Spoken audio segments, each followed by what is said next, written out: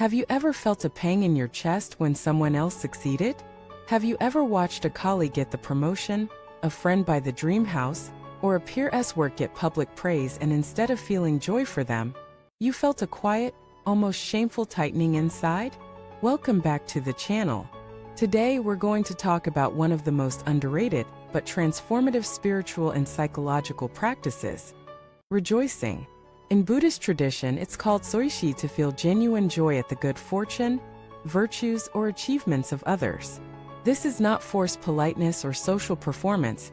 It's the deliberate training of the heart to turn the energy of jealousy into fuel for your own growth. Why does this matter? Because jealousy is a hidden thief. It robs you twice. Once when you suffer from comparing yourself to others, and again when it closes your heart to receiving inspiration, connection, and abundance.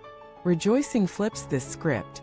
It opens the channel between your heart and the world so that the good you witness outside can also nourish you inside. A story of transformation. Let us begin with the story of Mei Lin, a young musician in Shanghai. Mei Lin had spent years honing her craft, playing in small cafes and uploading her music online. Then one of her peers, Li Wei, landed a major recording deal and became an overnight sensation. At first, Mei Lin congratulated him publicly, but inside she was crushed. She told herself she wasn't jealous, just realistic about how unfair the industry was.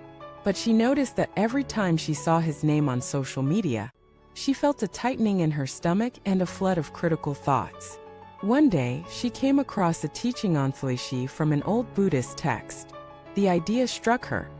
If I can feel genuine joy for him, his success could become my inspiration instead of my poison. Mei Lin began a quiet practice. Every time she thought of Li Wei, she would take a deep breath, imagine herself applauding with real warmth, and silently wish him even more success. Felt fake at first, but over weeks something shifted.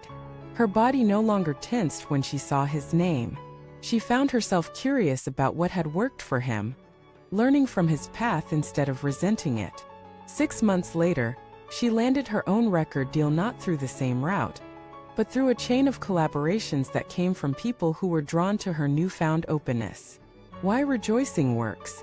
From a spiritual perspective, rejoicing aligns you with the energy of abundance.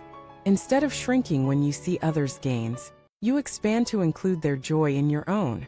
In Buddhist thought, rejoicing in others' merit actually creates merit for you, because you are training the mind toward generosity of spirit. From a psychological angle, rejoicing interrupts the scarcity mindset. Jealousy operates on the belief that life's good things are limited, and someone else's gain is your loss. Rejoicing rewires this. It teaches your nervous system to interpret others' success as proof that good things are possible for you too. The neuroscience of jealousy and joy.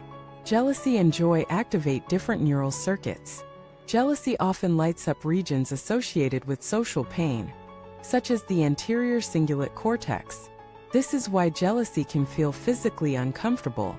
Joy, especially empathic joy for others, activates the brain's reward pathways and increases levels of oxytocin and dopamine hormones that improve mood, resilience, and social bonding. Through deliberate practice, you can literally change your brain's wiring so that witnessing others' success triggers joy instead of pain. This is neuroplasticity in action. The practice in daily life. Rejoicing is not about suppressing jealousy, it's about transforming it. You start by noticing the jealousy without judgment, then gently shifting toward joy. This shift may be subtle at first, but repetition builds momentum. In the beginning, you may still feel the old pang, but alongside it, you add a conscious, warm thought. I'm happy for them. May they enjoy this fully. Over time, the joy grows and the pang shrinks. Stories from history. Many great figures have practiced forms of rejoicing. In Tibetan Buddhism, it is said that the Bodhisattva Samantabhadra perfected the virtue of rejoicing to such a degree that he gained as much merit from others' good deeds as if he had done them himself. In the Stoic tradition, Epictetus advised that when you see someone enjoying success, you should not envy but admire and learn. In early Christianity, the Apostle Paul wrote, "Rejoice with those who rejoice," pointing to the same universal truth. When it's hard to rejoice, There will be times when rejoicing feels impossible, when the person's gain directly reminds you of your own loss, or when you believe they don't deserve it. In those moments you can start smaller. Wish that the good they've received be used well, or that it bring them wisdom. This is not about pretending to like someone, it's about freeing yourself from the grip of resentment. The long-term transformation. As you strengthen the habit of rejoicing, something profound happens. Your relationships improve, your anxiety about competition decreases, and you become more open to collaboration. People feel safer around someone who can celebrate their wins without hidden bitterness. This trust creates more opportunities, more inspiration, and more joy in return. Closing reflection and invitation. So here's your challenge. The next time you feel the pang of jealousy, pause and experiment with rejoicing. Even if it feels awkward, plant that seed. Over time, you may find that others' successes become part of your own emotional wealth. If this conversation has sparked something in you, please share it with a friend who struggles with comparison. Subscribe so you don't miss our next deep dive, and leave a comment below. What's one recent success of someone else that you can rejoice in today? Your example might inspire another viewer to try it for themselves. Thank you for watching this video.